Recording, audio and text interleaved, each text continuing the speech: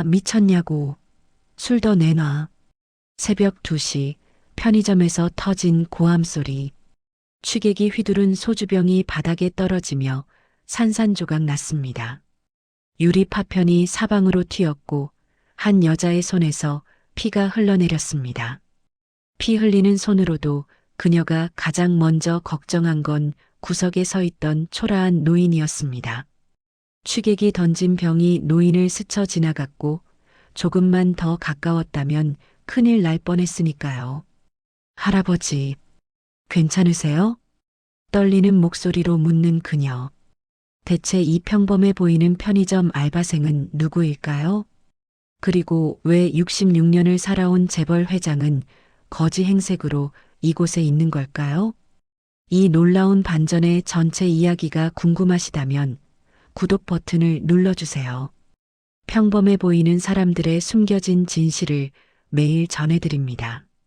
알림 설정까지 해두시면 따뜻한 이야기를 놓치지 않으실 거예요. 사건은 3일 전으로 거슬러 올라갑니다. 서울 강남구 테헤란로 빌딩 최상층 회장실. 거대한 통유리 너머로 서울 시내가 한눈에 내려다 보였습니다. 하지만 강서구 회장의 시선은 창밖이 아니라 지금 막 들어선 아들을 향해 있었습니다. 아버지, 말씀드릴 게 있습니다. 바이오메드 전무이자 서구의 외아들이 평소와 다른 표정으로 서 있었습니다. 무언가 중대한 이야기를 하려는 듯 입술을 달싹이는 모습이 보였습니다.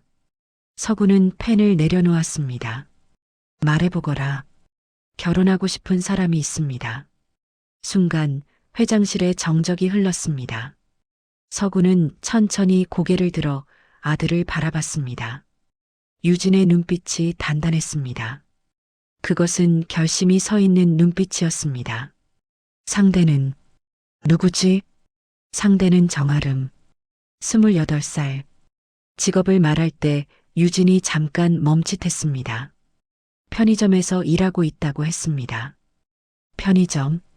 그 단어가 천천히 서구의 귓속으로 파고들었습니다. 유진은 서구가 뭐라 말하기도 전에 다음 말을 꺼냈습니다. 부모님은 둘 다 교도소에 계신다고.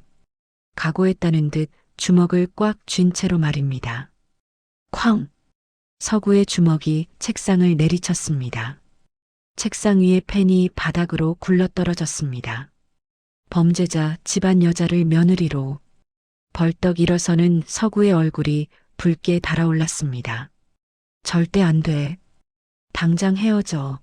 30년을 썩어도 모자랄 쓰레기 같은 집안이잖아. 그 여자 우리 돈 노리는 거 아니야? 유진이 한 걸음 다가왔습니다. 아버지는 사람을 겉모습으로만 보시는군요. 서구가 유진의 말에 대꾸도 하지 않은 채 책상 서랍을 열어 명함 하나를 꺼냈습니다. 유진에게 던지듯 건넸습니다. 전에 소개한 그 검사 딸은 어떻게 됐어? 명문대 나오고 집안도 좋고 우리 가문에 어울리던데. 유진이 명함을 바라보지도 않고 대답했습니다. 그분은 절 사랑한 게 아니라 바이오메드를 사랑했어요. 그게 현실이라고, 그게 세상이라고 서구가 소리쳤습니다. 하지만 유진은 고개를 저었습니다. 자기는 그런 세상에서 살고 싶지 않다고 했습니다. 그리고 그 자리에서 아버지 앞에서 무릎을 꿇었습니다. 서구의 눈이 커졌습니다. 아들이 무릎을 꿇다니 평생 처음 보는 광경이었습니다. 한 번만 만나보라고 유진이 애원했습니다. 떨리는 목소리였지만 눈빛만큼은 확고했습니다. 내 눈에 흙이 들어가기 전엔 절대 안 돼. 한참을 무릎을 꿇고 있던 유진이 천천히 일어나 문을 향해 걸었습니다. 홀로 남은 서구는 의자에 깊숙이 몸을 기댔습니다. 안 돼. 절대 안 돼. 하지만 머릿속에는 꼭꼭 눌러두었던 옛 기억이 떠오르기 시작했습니다. 가진 것 없던 집안의 딸 정지민. 자신의 첫사랑이었습니다. 서구는 비서를 불렀습니다. 김 비서, 신상조사 좀 해줘. 정아름, 28세. 편의점 알바. 이틀 후 비서는 서구에게 조사한 내용을 보고했습니다. 정아름, 현재 28세. 학력은 서울대학교 생명공학과 중퇴입니다. 부모님은 두 분 다 회사 기밀 유출로 교도소 수감 중이며 고등학생 남동생이 있습니다. 관악구 원룸에 거주 중이며 편의점 아르바이트생입니다. 서구는 보고서를 잠시 멈추라는 듯 손짓하며 중얼거렸습니다. 서울대 생명공학과 중퇴. 뛰어난 아이였다는 뜻입니다. 그런데 왜 중퇴했을까? 부모가 감옥에 가서? 동생을 키우기 위해서? 서구는 고개를 저었습니다. 아니야. 그래도 안 돼. 동정으로 며느리를 받을 순 없어. 하지만 궁금했습니다. 정말로 그 여자가 어떤 사람인지. 그날 밤 서구는 직접 자신의 눈으로 확인하기로 결심했습니다. 같은 시각 관악구 한 편의점에서 통화를 하는 아름의 모습은 초조해 보였습니다. 미녀가. 수학여행비. 얼만데? 50만 원. 누나, 근데 다들 가는데 나만 안 가면. 동생의 목소리가 작아졌습니다. 아니야. 당연히 가야지. 아름은 애써 밝게 말하고 전화를 끊은 후 통장을 확인했습니다. 잔액 12만 3천 원. 어떻게든 돈을 마련해야겠다고 생각하는 아름이었습니다. 다음 날 강서구 회장은 낡은 파카와 헝클어진 머리를 거울로 바라보고 있었습니다. 이 정도면 되겠군. 66년 인생에 이런 차림은 처음이었지만 직접 확인해야 했습니다. 아들이 사랑한다는 여자가 어떤 사람인지. 자정 무렵 서구는 관악구의 작은 편의점 문을 열었습니다. 어서 오세요. 아름은 담요를 덮고 있다 일어나 환하게 웃으며 인사를 건넸습니다. 불쾌한 냄새에 다른 손님들은 슬쩍 자리를 피했지만 아름만은 미소를 잃지 않았습니다. 서구는 가장 싼 컵라면 하나를 들고 계산대로 갔습니다. 동전을 일부러 적게 꺼내 보이자 아름이 조용히 자신의 지갑을 열었습니다. 500원. 아름은 아무 말도 없이 부족한 금액을 채워주고 라면을 내밀었습니다. 따뜻하게 드세요. 밖은 눈보라였습니다. 서구가 나가려 하자 아름이 달려왔습니다. 잠깐만요. 그리고 자신이 덮고 있던 담요를 벗어 건넸습니다. 이대로 가시면 얼어 죽으세요. 서구는 말없이 담요를 받아들었습니다. 따뜻했습니다. 하지만 그 밤 밖에서 편의점 안을 지켜본 서구는 이상한 장면을 보았습니다. 손님이 끊기자 아름이 계산대 아래 금고를 조심스레 열어 현금을 꺼냈던 것입니다. 그 돈을 작은 봉투에 넣어 가방 깊숙이 넣는 모습까지. 멀리서 본 서구는 굳어버렸습니다. 역시 가난하면 욕심이 생기는 거지. 집에 돌아온 서구는 담요를 바라보았습니다. 싸구려 세제향이 났지만 따뜻했습니다. 500원을 건네던 손, 걱정 가득한 눈빛. 그 모든 것이 거짓이었을까요? 서구는 창밖을 오래 바라보다가 천천히 중얼거렸습니다. 한 번 더 확인해 보자. 그는 이미 다시 갈 결심을 하고 있었습니다.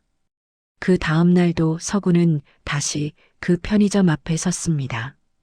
어제와 같은 초라한 차림으로 문을 열었습니다. 어제 오신 할아버지 맞죠? 정아름은 밝게 웃으며 담요를 받아들었습니다. 진심으로 안부를 묻는 모습이 어색하지 않았습니다. 그때였습니다. 쾅! 문이 거칠게 열리며 술 냄새 가득한 남자가 비틀거리며 들어왔습니다. 진열대를 건드리며 과자를 떨어뜨리고 소주를 집었다가 그대로 바닥에 깨뜨렸습니다. 손님, 위험해요. 제가 치울게요. 아름이 걸레를 들고 다가가자 남자는 갑자기 소리 질렀습니다. 닥쳐. 어디 여자가. 남자는 다시 소주병을 집어 계산대에 올렸습니다. 아름이 남자의 옆으로 다가와 걱정스러운 표정으로 말했습니다. 손님, 이미 많이 취하신 것 같은데. 순간 남자의 눈이 번뜩이더니 계산대에 소주병을 집어들었습니다. 야, 너 나 무시하냐? 남자가 소주병을 그대로 계산대에 던지려는 그때 아름이 남자 앞을 막아섰고 소주병이 그녀의 손에 부딪혀 깨졌습니다. 유리 파편이 튀며 아름의 손에서 피가 흘렀습니다. 그제야 서구가 나섰습니다. 그만두시오. 지금 당장 나가지 않으면 경찰을 부르겠소. 더 이상 떨리는 노인의 목소리가 아니었습니다. 남자는 욕설을 중얼거리며 비틀거리다 밖으로 나갔습니다. 조용해진 편의점. 아름의 손에서는 여전히 피가 흘렀습니다. 하지만 그녀는 자기 손은 보지도 않은 채 서구에게 다가왔습니다. 할아버지 괜찮으세요? 놀라셨죠? 다치신 데는 없으신가요? 괜찮소. 당신 손이 더. 괜찮다는데도 아름의 눈은 서구의 상태를 확인하느라 바빴습니다. 서구가 괜찮은지를 확인하고 나서야 아름은 멋쩍은 듯 웃으며 그제야 자기 손을 묵묵히 소독했습니다. 서구는 그 모습을 보고 복잡한 마음에 사로잡혔습니다. 금고에서 돈을 꺼내던 모습이 떠올랐지만 지금 눈앞에 이 아이는 누군가를 먼저 생각하는 사람이었습니다. 편의점을 나서려 하자 아름이 조심스레 물었습니다. 내일도 오실 거예요? 왜 그런 말을 했을까? 서구는 고개를 끄덕였습니다. 아름은 피 묻은 손으로 환하게 웃었습니다. 차에 오른 서구는 거울 속 자신을 보았습니다. 눈가가 붉게 흔들리고 있었습니다. 이 아이는 대체 누구지? 다음 날 서구는 세 번째로 그 편의점을 찾았습니다. 이번이 마지막이라고 생각했습니다. 오늘은 진실을 확인하고 결론을 내릴 참이었습니다. 할아버지. 하얀 붕대를 감은 손으로 반갑게 인사하는 아름. 서구는 잠시 머물러 조용히 그녀를 지켜보기만 했습니다. 얼마 지나지 않아 배가 불러 보이는 임산부가 편의점에 들어왔습니다. 창백한 얼굴, 떨리는 손. 여자는 건강식품 코너에서 가장 비싼 영양제를 집어들더니 주변을 살피고 재빨리 주머니에 넣었습니다. 아무도 보지 못했지만 서구는 그 장면을 똑똑히 보았습니다. 잠시 후 여자는 과자 코너에서 쓰러졌습니다.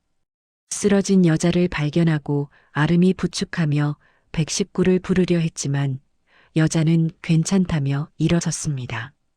그러고는 500원짜리 초콜릿을 들고 계산대로 갔습니다. 그때였습니다. 지갑이 없어졌어요. 여자는 가방을 뒤지다가 갑자기 아름을 향해 외쳤습니다. 당신이 훔쳤죠?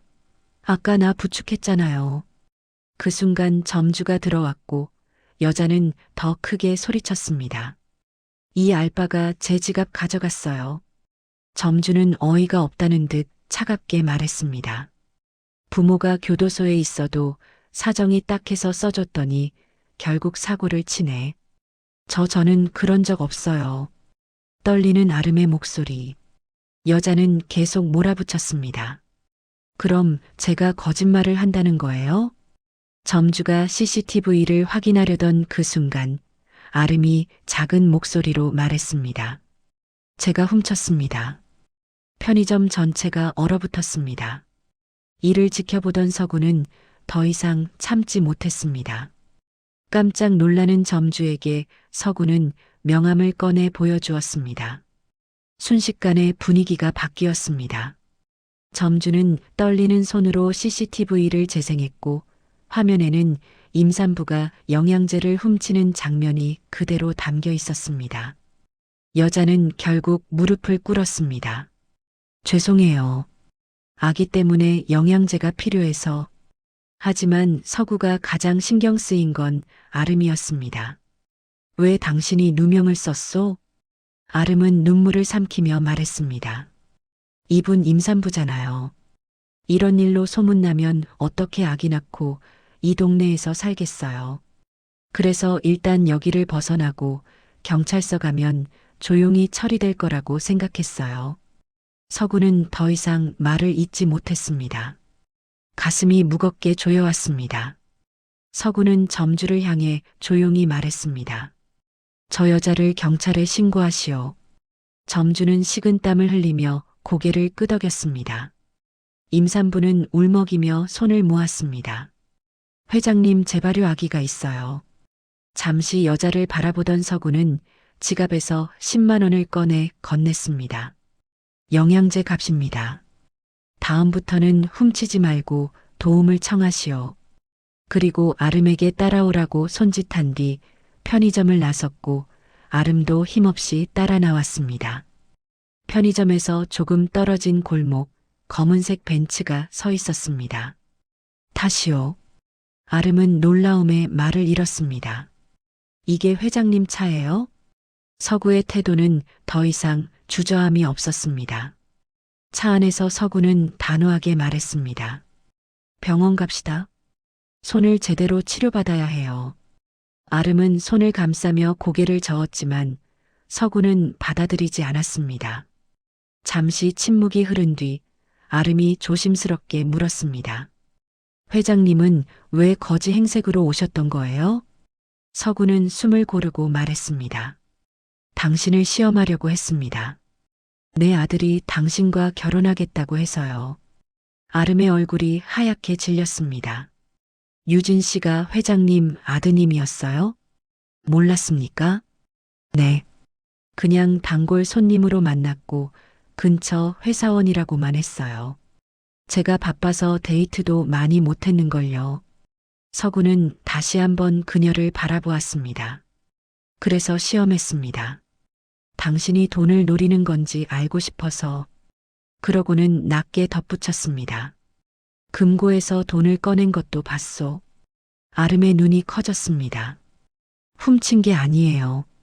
동생 수학여행비 때문에 점주님께 말씀드리고 가불한 거예요. 서구는 말을 잃었습니다. 병원에 도착해 치료를 마친 뒤 두 사람은 로비 벤치에 앉았습니다. 부모님은 왜 감옥에 계십니까? 그 질문에 아름은 천천히 눈을 내리깔았습니다. 부모님은 바이오메드 연구원이셨어요. 8년 전 신약 데이터 유출 사건 기억하시죠? 서구의 표정이 굳어갔습니다. 두 분은 결백했어요. 진짜 범인은 연구팀장이었고 가족을 지키려고 침묵했대요. 그래서 부모님이 대신 모두 뒤집어 쓰신 거예요. 서구는 손을 떨며 눈을 감았습니다. 그 사건 내가 신속하게 처리하라고 지시했었는데 그의 목소리는 갈라졌습니다. 아름은 이후의 자신의 삶에 대해 조용히 말했습니다. 서구는 끝내 눈물을 흘리고 말았습니다. 미안합니다. 내 회사에서 일어난 일인데 나는 몰랐습니다. 아름이 놀라 그를 보았고 서구는 깊게 숨을 들이마시며 말했습니다. 내일 당장 재조사를 시작하겠습니다. 아름의 눈은 믿을 수 없다는 듯 동그래졌습니다. 서구는 그런 아름의 손을 감싸며 조용히 덧붙였습니다. 그리고 우리 며느리가 되어주시오. 아름은 참았던 울음을 터뜨렸습니다. 다음 날 아침 바이오메드 본사 회의실에 모인 사람들 앞에서 서구는 8년 전 사건 파일을 열었습니다. 정민수, 박지영 두 연구원이 기밀을 유출한 것으로 결론 났지요. 법무팀장은 고개를 끄덕였지만 단단한 근거를 제시하지 못했습니다. 제대로 확인했습니까? 머뭇거리는 대답은 곧 잘못된 수사와 허술한 조치가 있었음을 드러냈습니다. 3일 동안 서구는 회사에 머물며 기록을 모두 살펴봤습니다. 그리고 마침내 결과가 나왔습니다. 유출 시간은 새벽 3시 27분입니다. 하지만 두 연구원의 출입 기록은 오후 8시 퇴근으로 되어 있습니다. 서구는 숨을 멈췄습니다. 그럼 누굽니까? 당시 연구팀장 이강민입니다. 새벽 4시까지 회사에 있었고 그의 노트북에서 두 사람 계정으로 접속한 기록이 있습니다. 진실은 명백했습니다. 다음 날 서구는 부산의 한 오래된 아파트에서 이강민을 마주했습니다. 수척해진 얼굴, 떨리는 손. 그는 결국 무릎을 꿇었습니다. 제가 했습니다. 아내 치료비가 필요했습니다. 경쟁사에서 3억을 주겠다고 해서. 서구의 표정이 굳어졌습니다. 녹음했습니다. 이걸로 재판을 신청하겠습니다. 이강민은 울부짖었지만 서구는 단호했습니다. 각오하시오. 당신 때문에 한 가족이 8년이라는 시간을 잃었소. 서울로 돌아온 서구는 곧장 구치소로 향했습니다. 면회실 유리창 너머 아름의 아버지 정민수와 어머니 박지영은 수척해진 얼굴로 앉아 있었습니다. 아니, 회장님이 어떻게 여길? 정민수의 눈이 크게 흔들렸습니다. 진실이 밝혀졌습니다. 너무 늦게 알아 죄송합니다. 정민수와 박지영의 눈에서 눈물이 흘렀습니다. 당신들의 딸 훌륭한 아이입니다. 자기 손이 피나도 남을 먼저 걱정하는 아이입니다. 박지영의 입술이 떨렸습니다. 아름이가 많이 힘들었을 텐데 잘 버텼습니다. 그리고 곧 당신들이 나올 수 있게 하겠습니다. 면회를 마치고 복도에 선 서구는 한동안 움직이지 못했습니다. 잃어버린 8년. 책임져야 할 진실. 하지만 이제라도 바로잡을 수 있다는 작은 희망이 그의 가슴에서 조용히 올라오고 있었습니다. 그리고 그는 전화를 걸었습니다. 수화기 넘어 아들의 목소리. 서구는 조용히 말했습니다. 아들아, 내가 틀렸다. 아름이는 정말 좋은 아이구나. 한 달 후 서울고등법원. 판사의 망치가 내려왔습니다. 피고인 정민수, 박지영에 대한 무죄를 선고합니다. 아름이 동생의 손을 꼭 잡았습니다. 긴 시간이었습니다. 두 남매는 그 자리에서 주저앉아 울었습니다. 서구는 멀리서 그 모습을 지켜봤습니다. 가슴이 뜨거워졌습니다. 다음 주 서울구치소 앞. 이른 아침부터 서구가 직접 차를 몰고 와 있었습니다. 출소하는 사람들을 기다리는 가족들 사이 아름과 민혁도 서 있었습니다. 아름의 손이 떨리고 있었습니다. 8년 만입니다. 8년 만에 부모님을 만나는 겁니다. 구치소 문이 열렸습니다. 정민수와 박지영이 함께 걸어 나왔습니다. 햇살이 두 사람을 비췄습니다. 엄마, 아빠. 민혁이 소리치며 달려갔습니다. 박지영은 두 아이를 보는 순간 무너졌습니다. 그 자리에서 주저앉으며 아이들을 끌어안았습니다. 말도 나오지 않았고 울음만 쏟아졌습니다. 아름은 어머니 품에서 8년 동안 참았던 눈물을 쏟아냈습니다. 아버지가 다가와 두 아이를 함께 안았습니다. 네 사람의 품이 하나가 되었습니다. 지나가던 사람들이 발걸음을 멈췄습니다. 누군가 눈물을 닦았습니다. 서구는 차 안에서 그 모습을 지켜볼 뿐 내리지 않았습니다. 저 시간은 온전히 저 가족만의 시간이어야 했습니다. 한참이 지나서야 아름이 고개를 들었습니다. 눈물 범벅인 얼굴로 주위를 둘러보다가 서구의 차를 발견했습니다. 아름이 부모님의 손을 잡고 천천히 다가왔습니다. 서구가 차에서 내렸습니다. 정민수는 서구를 보자마자 그 자리에서 고개가 땅에 닿을 듯 깊게 허리를 숙였습니다. 서구가 황급히 정민수를 일으켰습니다. 그런데 이번엔 서구가 무릎을 꿇었습니다. 주위 사람들이 숨을 죽였습니다. 재벌 회장이 무릎을 꿇다니. 용서하십시오. 서구의 목소리가 떨렸습니다. 8년. 제가 드릴 수 없는 8년을. 정민수가 서구를 일으키려 했습니다. 하지만 서구가 쉽게 일어나지 않았습니다. 회장님. 정민수가 서구의 손을 꼭 잡았습니다. 저희는 괜찮습니다. 그 말에 서구가 고개를 들었습니다. 이강민 팀장님, 가족을 구할 수 있었으니까요. 그리고 정민수가 아름을 바라봤습니다. 우리 아이들이 이렇게 단단하게 자라줬으니까요. 박지영이 서구의 다른 손을 잡았습니다. 이제 우리 가족이잖아요. 회장님, 서구의 눈에서 눈물이 흘렀습니다. 66년 인생에서 두 번째로 남 앞에서 흘리는 눈물이었습니다. 그날 저녁, 서구의 넓은 저택 식탁에 두 가족이 둘러앉았습니다. 하지만 식탁 위에 놓인 건 고급 요리가 아니었습니다. 김치찌개, 계란말이, 깻잎 무침, 아름이 8년 동안 동생과 함께 먹던 음식이었습니다. 서구가 숟가락을 들었습니다. 김치찌개를 한 입 떴습니다. 미슐랭 레스토랑의 어떤 음식보다 맛있고 따뜻했습니다. 이게 진짜 가족의 밥상이구나. 서구가 중얼거렸습니다. 박지영이 말없이 서구의 밥그릇에 김치를 더 얹어줬습니다. 그 손길이 따뜻했습니다. 서구의 눈시울이 다시 붉어졌습니다. 많이 드세요. 이제 우리 가족이니까요. 서구는 고개를 끄덕였습니다. 식사 후 정민수가 조심스럽게 꺼낸 말. 다시 회사로 돌아갈 수 있겠냐고. 서구는 이미 준비해둔 대답이 있었습니다. 연구소장 자리, 두 사람 모두 복직, 8년치 급여 보상, 모든 게 준비되어 있었습니다. 정민수와 박지영이 서로를 바라보며 미소 지었습니다. 유진이 아름의 손을 잡았습니다. 그리고 아버지를 바라봤습니다. 말하지 않아도 알았습니다. 결혼식 빨리 해라. 서구가 환하게 웃었습니다. 내가 얼마나 기다렸는데. 그날 밤 모두가 잠든 후 서구는 혼자 서재에 앉아 있었습니다. 서랍 깊숙한 곳에서 낡은 사진 한 장을 꺼냈습니다. 40년 전 집안의 반대로 헤어진 첫사랑 지민. 지민아.